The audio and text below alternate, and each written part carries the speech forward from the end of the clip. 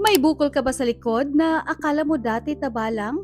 Tapos habang tumatagal, mas napapansin mo na siya. Minsan kasi, kapag busy ka everyday, hindi mo masyadong napapansin yung katawan mo. Laging nakaupo, kulang sa movement, kulang sa tulog, stress lagi, tapos mostly processed at fast food pa yung kinakain. Until one day, mas nagiging conscious ka na sa likod mo at sa overall body feeling mo.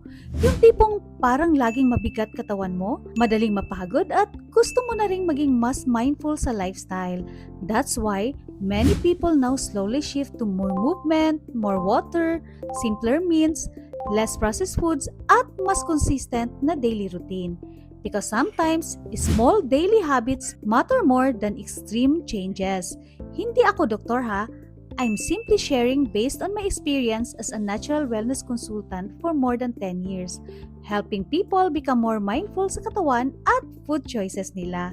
At honestly, mas madaling maging consistent kapag may guide ka kaysa sariling hula-hula lang everyday.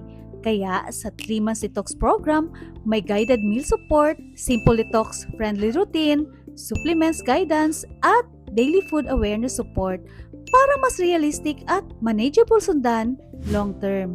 Kaya kung gusto mo ng simple guided wellness routine, comment, detox, follow mo rin ako for more Bukol wellness tips. This is May at your service!